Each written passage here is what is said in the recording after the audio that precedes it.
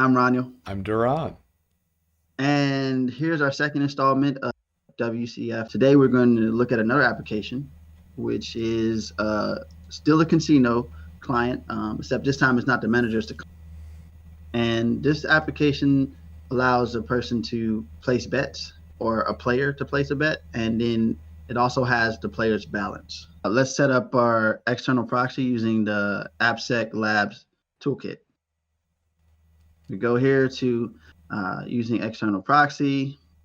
We know that's localhost 8080. All right, we're going to select the client or the application that we actually want to test, which is the casino client. All right, we're going to turn on the intercept request, intercept response. Click on the casino client, and yes, automatically do that for me. All right, Burp picks it up. We're player one. We're going to forward that over. It gets forwarded over here to the toolkit manager. As we can see, we're player one. We submit.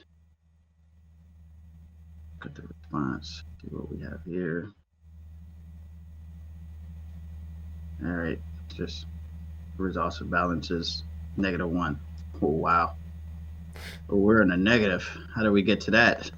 That's for me actually playing around, fucking shit up. Anyway, so let's just put place a bet 100.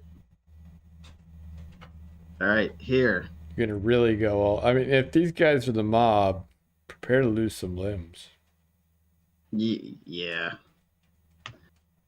it's bad. Now which we can go into XML injection, but for this, the way this works, for some reason, you would think it would be not a negative, but if you don't have a negative amount, then it puts you in the negative. Which, if you have a negative amount, -100, it adds more money to it, right? So let's add 1,000. We're gonna change that balance so I can get more money. I want to. Well, maybe 1,000 wouldn't be balling like the, but maybe it'll give me something, right? You gotta go to those casinos, man. So we're gonna change that and modify this to bypass the client-side security if there is any, which I don't think there is, and get $1,000. Let's see. All right, so obviously we have $1,000. So we're gonna see if we can get 5,000. We're gonna modify the response here. Boom, 5,000 it is. I'm balling. So anyway, so we've made the change on the client side here.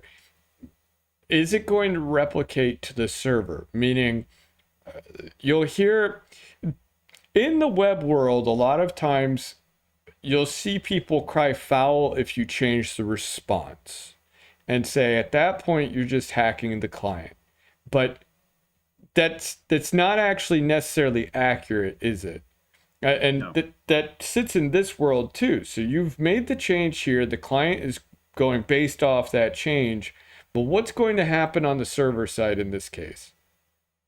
It's supposed to validate, but it did not validate that. So it should check on the server side, that whatever I entered for my bet should be 100, right? And it shouldn't be changed. Doesn't mean it is. And in this case, it's not going to do that. It's going to say, oh, whatever you said, whatever the response came back is, that it must be valid. Send it on. Right. And you'll see something very similar in a lot of cases, not only in web stuff, but if we actually extend this even further, you'll see with things like single sign-on, take that just as an example, where you may sign and encrypt the response, but you don't sign and encrypt the request. Well, if you don't sign and encrypt the initial request, I can now modify that request, and then when it goes off to the IDP or authorizing server, whatever you choose to call it, depending on if you're in SAML or OAuth or what have you, then now I've adjusted potentially egregiously the authorization and authentication process. But we can look at it from the other end. If you sign and encrypt the request, but the response comes back in either just encrypted or just signed or what have you, if any of that linkage is broken and I can change the response, the system may now behave like I am authenticated and it can give me additional access. Or if the client then now sends out a message that's always signed and always supposedly verifiable in some way, shape, or form, because I tampered with the server side response, now the client is giving trusted data to the server on my behalf. And what I really mean is, put it a different way, if you are trusting the data from the client because you supposedly verify it and you have integrity checks allegedly, but you're not doing the same thing on the server side, which is what's going on here, I can attack it backwards. So I can attack the server by attacking the server's response, which then goes back, applies to the client in some way, shape, or form, and then the client tells the server a completely bogus state that the server now updates. And that's exactly what you're doing here. It's a weird way of doing it, in that most people think, no, that's not okay because I'm attacking the client, but we're actually attacking the server and the server's data, but we're doing it backwards. It's the same way if you tried in other, if anybody's looking at bug bounties or whatever, if you're in a consulting gig and you have a client and you see that you're trying to reset their password, but on the server side, they don't do any checks and they allow you to modify the email that's going to into your email. So now you actually get the confirmation or the code that you're supposed to use to validate, or it may even send you the password. So you can go reset it depending on how secure they are. Right. But you can go reset that and you get that, and now you have poisoning there. Right. So it's the same similar concept.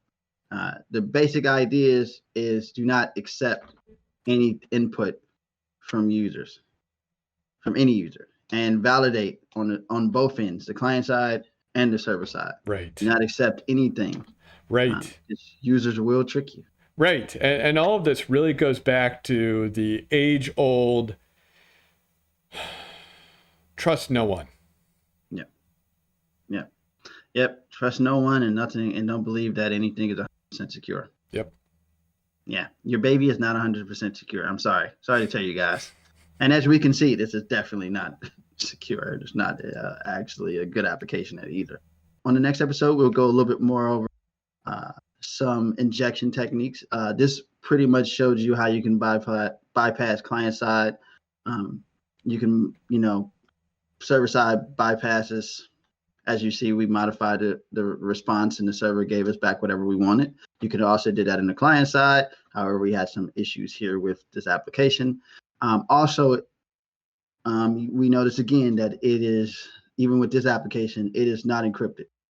So if whatever they're entering, it could be sniffed across the wire, and it has no authentication. So we have a bunch of different issues here that we could report to the client as well, where this was a particular client. Yeah, you're exactly right. And if we put it in, I guess, a slightly different world, if we were talking about something like video games, for example, and maybe you're playing a first-person shooter or anything where you're pulling in data from other users, it's not uncommon to be able to extract the positional data of everyone else based on the responses coming back from the server. And that data is just hidden from you when you look through that client's user interface. And that's one of the nice things is we as security professionals need to understand we can attack this in multiple ways. You could have gone straight into the client-side memory, right? And Yep. And you showed a little bit how to do that in the last one where you used, honestly, you can use a whole host of anything that can read memory or that can subvert a process. And but you can also hit it from a less technical side. Yep. And a side that's very familiar to those who do website penetration testing. It's not the same, but it's familiar. And we're using familiar tools in this particular case. Not a lot of application security can be boiled down in this way. So it's always nice to show it when you can. Yeah, this was when I had did an assessment. It was difficult to try to find, and all assessments are difficult to use any tools. You'll be lucky if you can use Burp Suite, and sometimes you may be able to, intercept HTTP requests that are being sent from the application. But a lot of times you actually have to dig deep into the application, and you might have to write your own stuff if you want to intercept. But a lot of times tools like Wireshark to actually intercept traffic to see what's going on. You can write your own tools to intercept if you want. In this particular one, I didn't feel like writing one, and I was going to write my own tool when I was on the client engagement. But I decided when I found and dig deeper, I found something like WCF Storm, which is a lot better than this one. But I figured this would be pretty simple for people who wanted to get started or play around. It's not the best, but WCF Storm has a lot of components to it to understand. Yes. So that is pretty unique, and it allows us to also intercept the traffic and see all of the commands that you can utilize or function that it has, and then you can send those as you please. So it's pretty good, and we wanted a demonstration to show how you can use familiar tools. But in AppSec, again, there's not a lot of tools that you can use like you can with network penetration testing. Right. This is pretty cool. So, all right, I hope you guys found this interesting, and this concludes our episode. I am Roniel. I'm Duran. For more content like this one, please like, comment, and subscribe. And if there's anything you want to see in the future, please let us know down in the comment section or email us. And to the next time, this concludes our episode. Have fun. Have fun. So the application doesn't like it. It doesn't come up. It's finicky. Well, we knew it was bad. Didn't know it was so bad it couldn't even do normal work. Hey, I don't think they're gonna like you. I'm telling you. Or get here. Let's make sure. -1,000. Submit. Do not break on me. Windows and this. You say it. I'm not gonna say it. You want to say this crappy client? I hear you. I hear you. You know what? You get what you deserve for deciding to go through and use those tools in that way.